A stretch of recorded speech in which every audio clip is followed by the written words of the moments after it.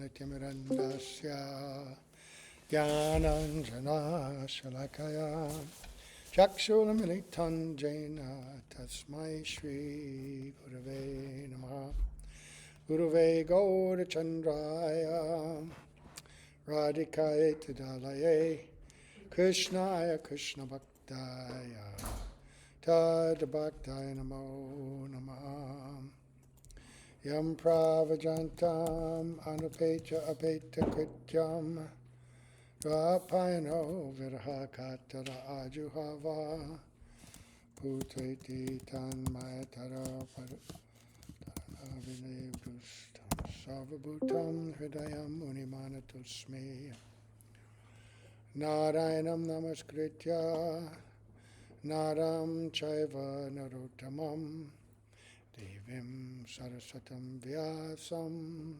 Tato Jayamudhirayat Bhaktya Vihina Parada Lakshai Kiptashtakamari Tarangamadye Kripa Mai Tvam Sharanam Prapanna Brinde Namaste Charanada Vendam Tave Vasmi Najivami Tvaya Vina Iti Vigyaya Radhe Tvam Nayanam Charanandike Vancha Kalpatarubhascha Kripa Sindhubhya Evacha Patitanam Pavanebhyo Vaishnavebhyo Namo Namaha. So, we are going to continue hearing about the 10 offenses to chanting Sri Harinam. And we first offer our most humble obeisance unto the lotus feet of our beloved Gurus, unto Sri Guru Pada Padma Nityalita Bhavishta Om Vishnu Pad Asto Tarsat Sri Srimad Bhaktivedanta Swami Maharaj Srila Prabhupada and Sri Guru Pada Padma Nityalita Bhavishta Om Vishnu Pad Asto Tarsat Sri Srimad Bhaktivedanta Narayan Goswami Maharaj, unto our exalted Rupanuga Varga and all the assembled Vaishnavas and Vaishnavis. Okay, let me pick a little note to our internet people.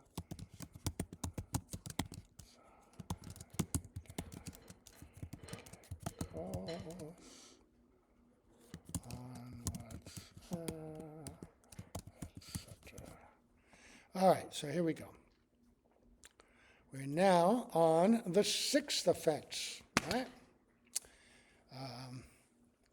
So we've gone through the first 5. I won't recap them now. I'll recap them at a later date at the end of all this. So Sri Babaji Maharaj is saying that the 6th offense is to consider Sri Bhagavan Nam to be imaginary. Mayavadis and fruitive materialists think the changeless, Nirvishesh Brahm to be the absolute truth. Those who believe that the rishis have imagined Sri Bhagavan Nam, such as Ram and Krishna, as a method to attain perfection, are Nama Aparadhis. Harinam is not imaginary. He is an eternal spiritual vastu. Sri Sadguru and the Vedic Shastras instruct us that when we engage in the process of bhakti, Harinam manifests within our spiritual senses. Therefore, Harinam must be accepted as the absolute truth, and if one thinks that he is imaginary, one can never attain his mercy. And Vijay Kumar says, yes, we also thought that. They were, both Vijay and Rajanath, grew up in Navadvip, but under the influence of orthodox Smarta Brahmanas and Mayavad philosophies, not as much Vijay, because he had become a big scholar of Bhagavatam, and before Brajanath, he was already a devotee. Great devotee. But still, some of these misconceptions were there. They're very powerful. Which in the earlier chapters, just preceding the chapters on Nam Tattva, there are descriptions of the conceptions of the Mayavads and the misuse of Harinam by them. And all of the contradictory conceptions that they actually have, right? That if Brahm is changeless, formless, without qualities, right? Um, then the whole idea of this material energy and Brahm becoming divided into many, like the sky being, in innumerable individual pots, and when the pots get broken, that portion of sky merges back into the greater sky. How could that happen if Brahm is, by its nature, chainless, without qualities, eternally one, right?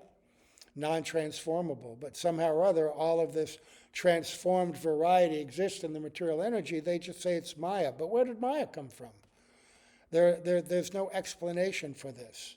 I remember having this debate so many times on the streets of Bangalore with people that would come up to the table. And they couldn't answer it, but it didn't concern them. Their minds just stopped at this point, and they said, well, that's the game. That's why it's Maya. That's why it's, buh, and then they'd walk away. But this is not supported anywhere in Scripture. Anyway, so don't think that the holy name is something that was constructed in order to assist people in meditation. And they think the same thing about deity worship. It's a form because we are embodied or conditioned by a material body, and we're trying to relieve ourselves from this condition, but in the meantime, we need something to meditate on.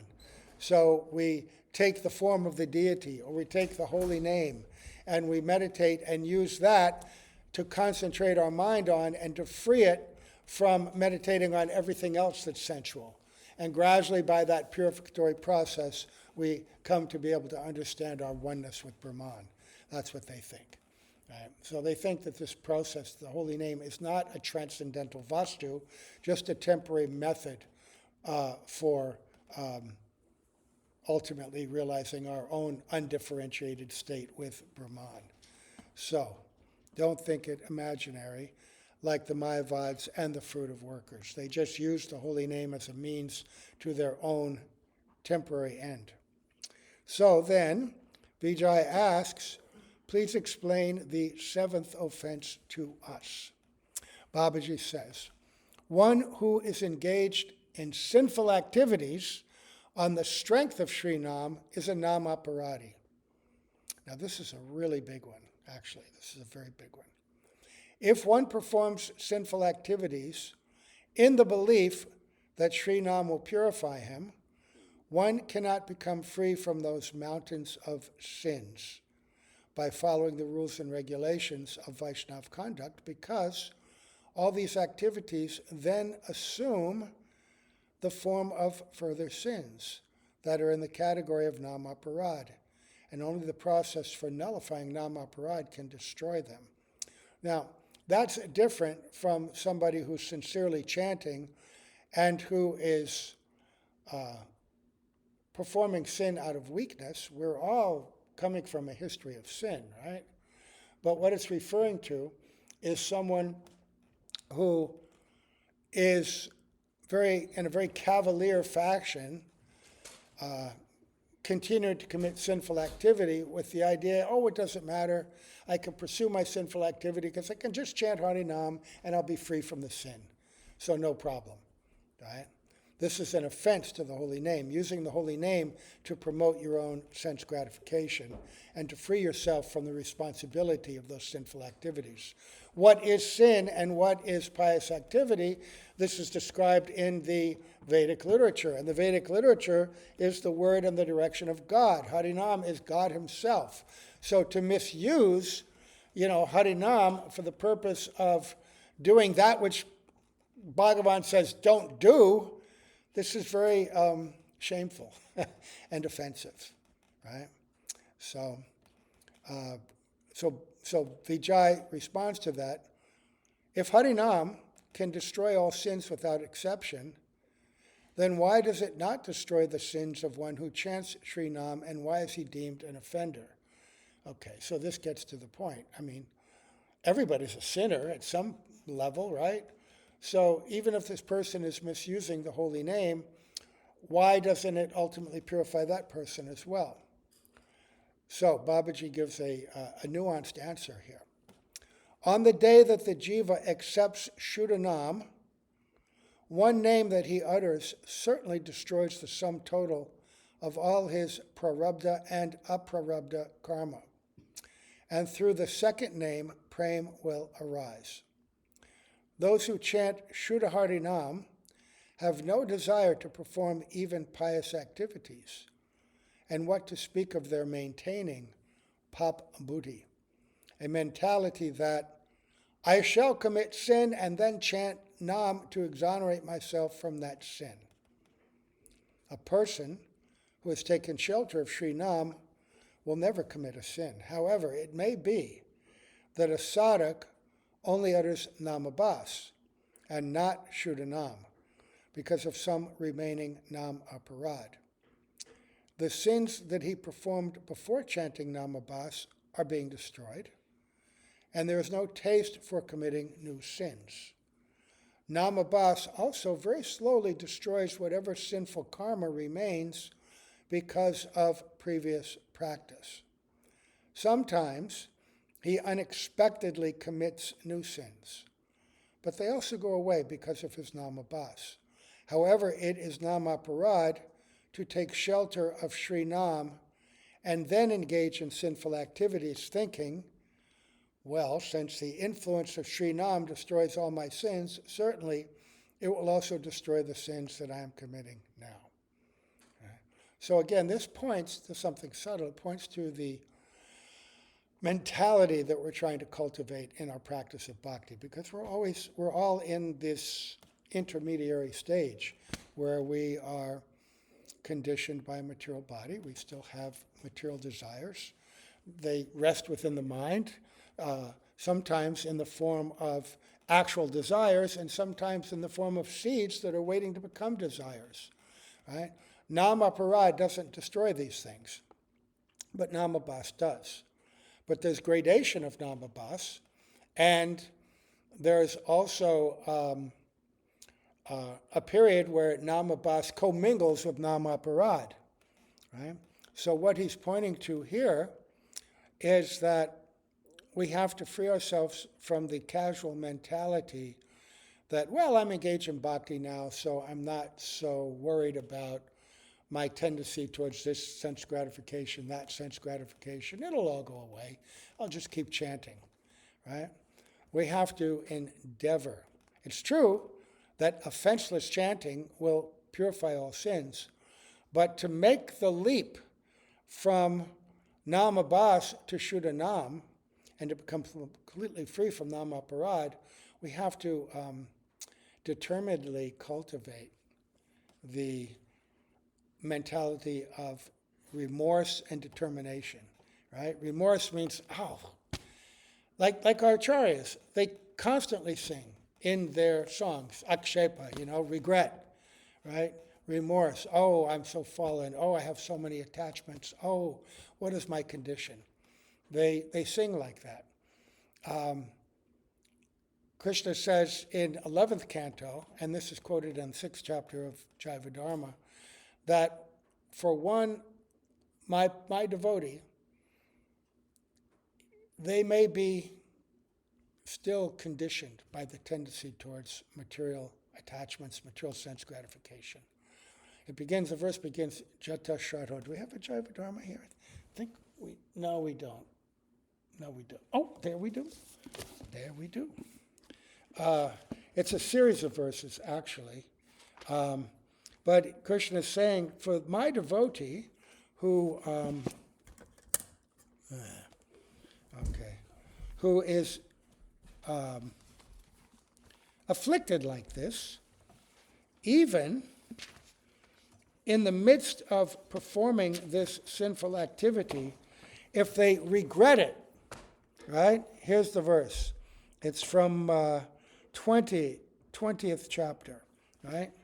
So this is Uddhava hearing instructions from Krishna. Jato shraddho matkatasu nirniva sarva karmasu Veda dukatmakam kamam parichage panishvara. There's a lot of verses. I'm just going to read that. A sadhak who has developed faith in narrations about me and who is disgusted with all kinds of fruitive activity may still be unable to give up material enjoyment and the desire for such enjoyment. Right? Does that sound familiar? Sort of ring a bell. So, knowing that such so-called pleasures are actually sources of misery, he should condemn himself while attempting to enjoy them. Thereafter, in due course of time, he may be able to worship me with love, faith, and fixed determination. So he's saying, even in the midst of enjoying, inappropriate things, right, or excessive things, right, just have some remorse, some regret, pray to Krishna. He says that will lead to this higher stage of love, faith, and fixed determination.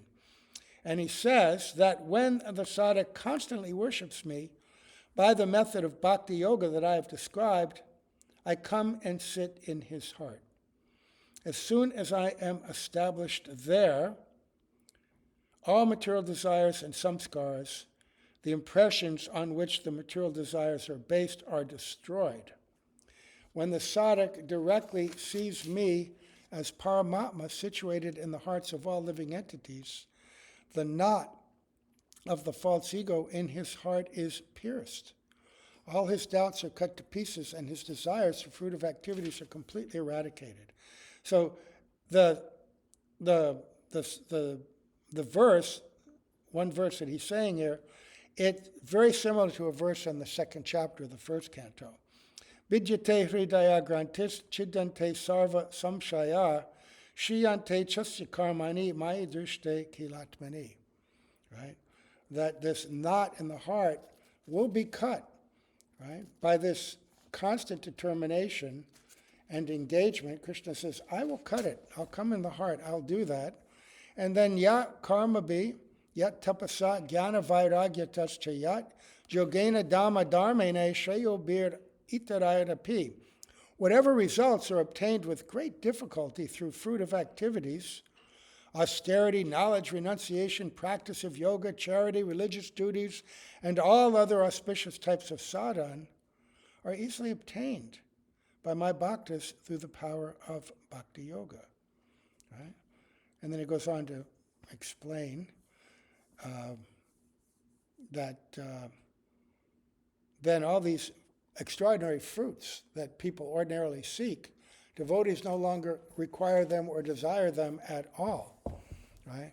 So, the point being is that by consciously trying to avoid the seventh offense, not misusing the holy name, not misconsidering it, not considering it to be something other than what it actually is, Chaitanya Rasa Vigraha, Chaitanya Rasa Nam, Swarup. It's a very form, embodiment of eternity, knowledge, and bliss that is Krishna himself descending to give us his direct association.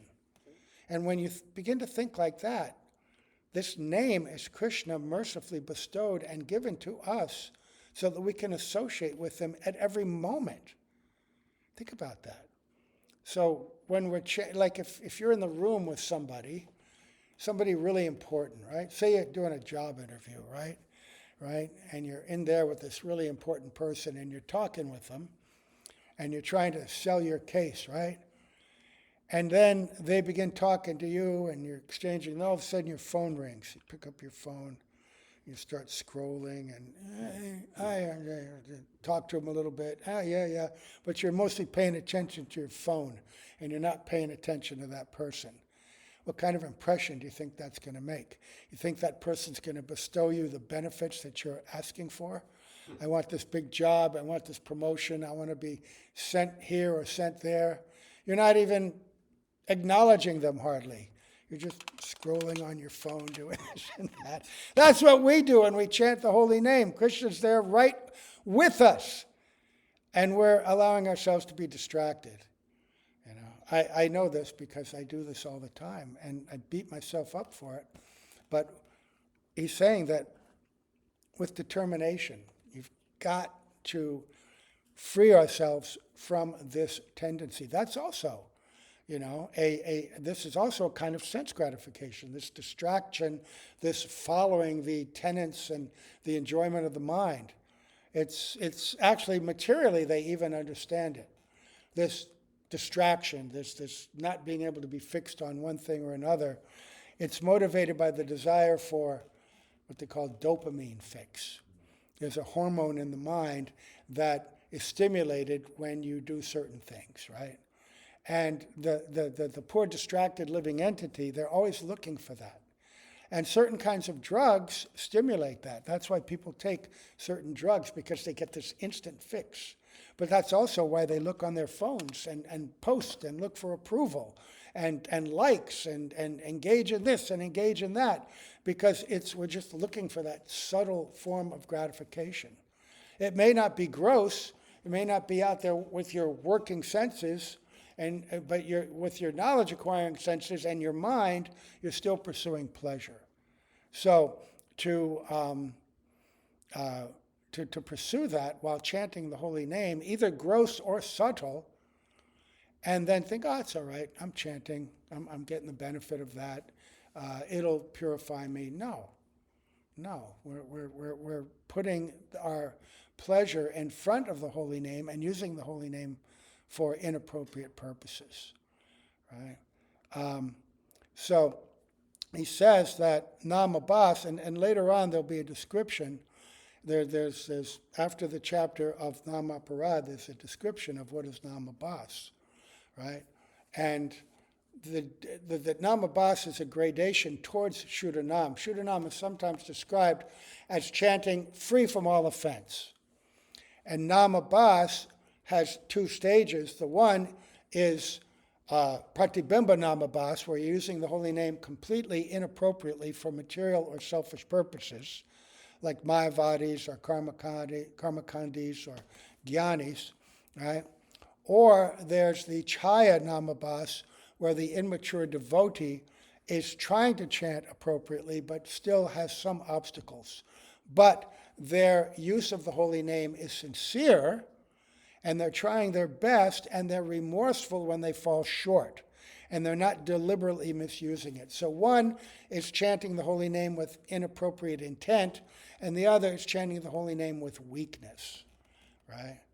But conscious study of these offenses and attempting to consciously overcome them while chanting will lift us out of that weakness. Krishna will lift us out of that weakness, right? He says, I come into the heart. This Jato Shraddha verse, I personally come into the heart of that sincere person who has that mentality, right? So, then Vijay says, well, then, okay, we understand that. Kindly tell us about the 8th offense. Babaji Maharaj says, Sat karma refers to all kinds of dharma in the general sense. That is to say, varnashram, performing charity and other pious activities, observing vows, vrats, and other kinds of auspicious activities, renouncing the results of all activities, sannyas dharma, all kinds of yagyas, ashtanga yoga, and whatever else Shastra has defined as auspicious activity. These are all counted as material dharma, jad dharma, right? Whereas Bhagavan's Sri Nam is transcendental to material nature. So when we hear about the 4 aspects of dharma, right? Dharma, artha, kam, and moksha, these are all within the material sphere, right? Material dharma and rules and regulations that you follow in order to get material prosperity or to achieve different kinds of material goals, gross and subtle, right? The highest level that these can bring one to is the stage of impersonal liberation or close to it. But even that is not a permanent position, right? This is stated, Ye ne ravindaksha vimuktamaninas tvayasta bhavada vishuddha buddhayo aruya kritshrena param padam tata pashyanta donadrata yushmanagraya. "O my Lord, lotus-eyed Lord," those persons, due to their impure intelligence, seeking this impersonal conception, they consider themselves liberated. But actually they're not. They must fall down again. And there are two descriptions of this. One refers to Mayavads, who think that they're going to get full liberation by their process, but because they're such great offenders, they don't even get Brahman realization. They take birth as trees and rocks and mountains and things like that. The Brahmavadis, they may get that liberation, but even that is not permanent. That also, it seems permanent. It may be for a period of existence longer than we can imagine. So many lifetimes of Brahma. But because the actual identity and nature of the soul is not satisfied, it's relief from the material condition, and it's peaceful, but it's described in the Brihad Bhagavatamrita when Gopakumar takes the position of Lord Brahma. He has a great conference, and all the different Vedic personalities come, and they all give their different conceptions of the perfection of life, right? And the Upanishads speak, and mostly they begin to speak about Brahman realization. And Srimad Bhagavatam becomes very upset and impatient. He just walks out, right? And then Lord Brahma says, "Wait, please, Gopakumar, please come and speak something, And then he speaks, right? And describes that Brahman realization is relief from the material existence, the pain of material existence, and the so-called pleasures, which are actually just temporary relief of the urges and the desires. But he says it can be equated with the state of sleep. We all experience in this world, at the end of the day, everybody looks forward to sleep. No matter what you've done, if you've had a great day or this or that, or a bad day, everybody looks forward to sleep. Because material existence is trying, it's demanding, right? And everybody looks forward to sleep. And then in sleep we get relief. Oh, my head's on the pillow. Oh, all my woes and cares are going away. And if we sleep and we don't have any dreams, they say, "How was your sleep?" "Oh, it was great. Oh, I slept completely soundly. No dreams, no disturbance. I didn't wake up. It was the best sleep." That state of, there's a level of consciousness, but it's so dormant. But it's seen as pleasure because it's relief from all the woes and cares of the day, right? And he says that's what Brahman realization's like, right? But just as the soul in the body can't continue to sleep, at some point you have to wake up.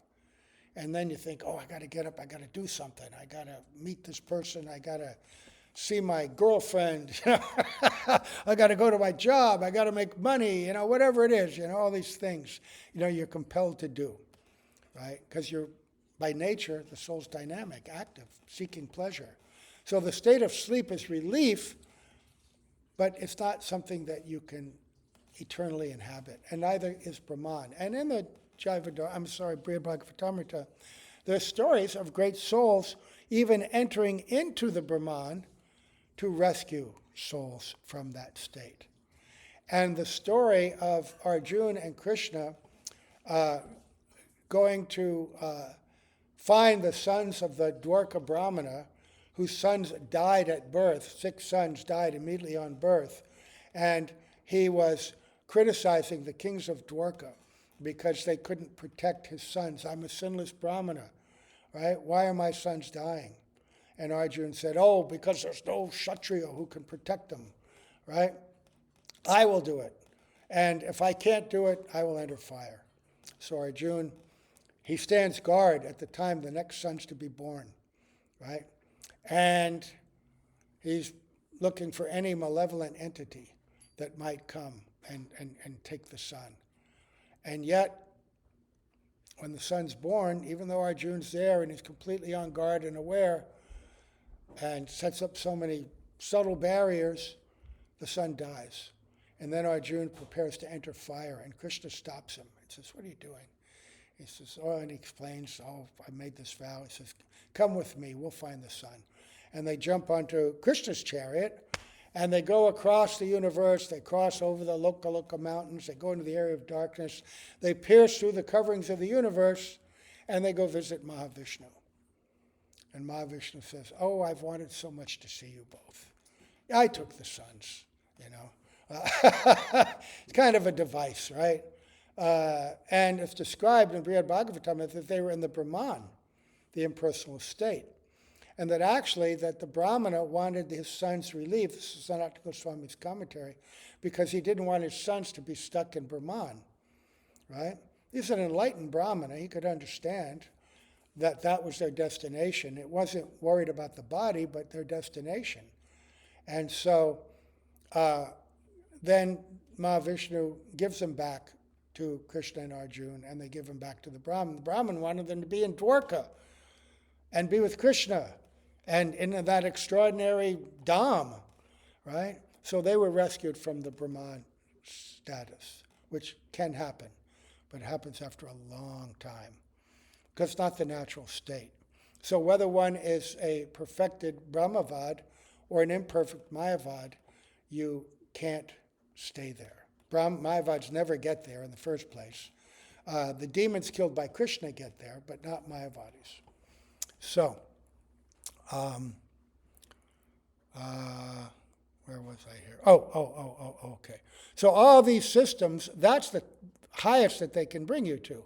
You know, these yagyas, Ashtanga Yoga, all these other auspicious so-called activities.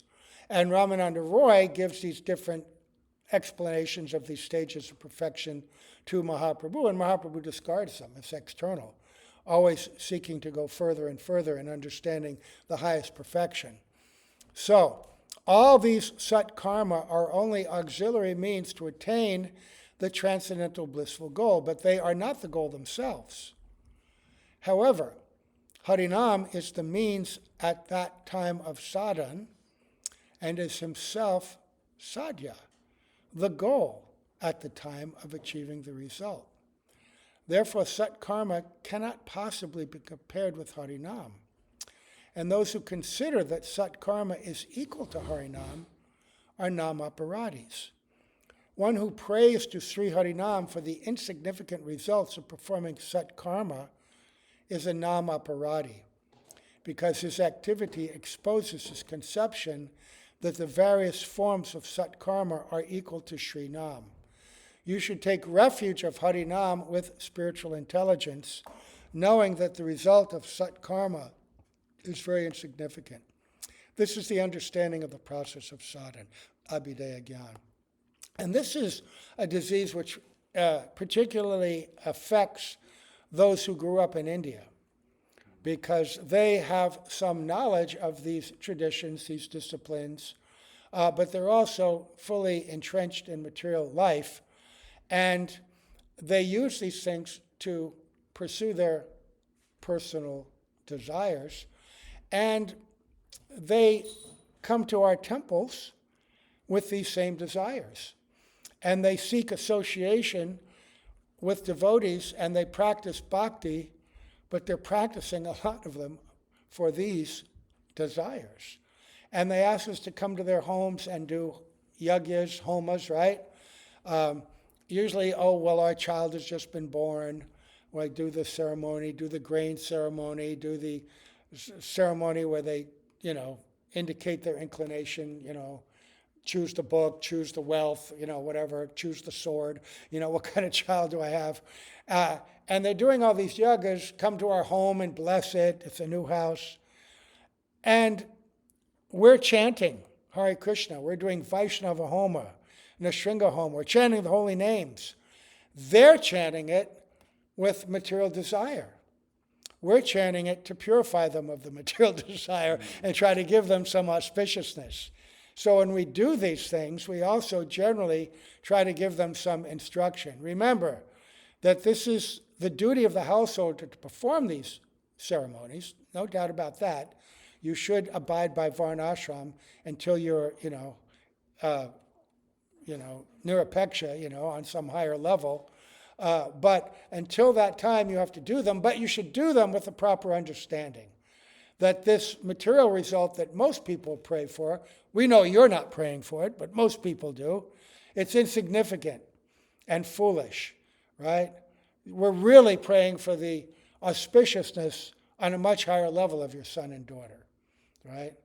And that, yeah, you want them to be educated. We want them to be educated, but in a much higher way, right? Yeah, you have to go through life, but understand not these four goals, but the Parama Purushartha, the highest goal of Harinam, not these mundane goals. Don't think that the Harinam is meant for this or that it's on this level. It's completely transcendental in all instances, right? You should take refuge of Harinam with spiritual intelligence, knowing that the result of sat karma is very insignificant. Don't fall into the trap, of chanting Harinam. Even if you have material desires and are thinking that I'd like this or like that, and even if that crosses your mind while you're chanting, don't allow yourself to pray to Krishna to fulfill them. Just think, all right, I've got these desires. Krishna, this is just my mind worrying and regurgitating. This is not me. This is not the soul. This is just the mind. I want to chant to develop love for you, to serve you, to chant your holy name in the most purified, glorious way. Don't pay attention to my mind. That's not me speaking. That's my mind speaking, right? Don't allow the desires and the inclinations of the mind to affect you as the soul and to influence the way that we practice our bhakti. It's sadhya and sadhan, both, right? But what are we looking for? Kriti sadhya bhavet sadhya bhava sa sadhanabhida. Nitya siddhasya bhavasya prakritam hridi sadhyata. Our bhakti is directed towards bhav. It's not directed towards any other material thing. And our sadhan is the activities of the liberated souls. And we want to become like that. We want to awaken that which is eternally present in the heart, but which is dormant. That's why we're performing sadhan, not for anything material. So that's up to the 8th. So we'll stop here. I'm trying to go a little bit less now. These classes, I don't think anyone's ever going to watch them because they're too long. So Srila Prabhupada gave classes 30 to 35 minutes, sometimes 40 minutes. That's good, I think. That's good. So we'll stop here. All glories to Srila Prabhupada, all glories to Srila Gurudev, all glories to assembled devotees, Gaur Premanande, Hari Hari Bol.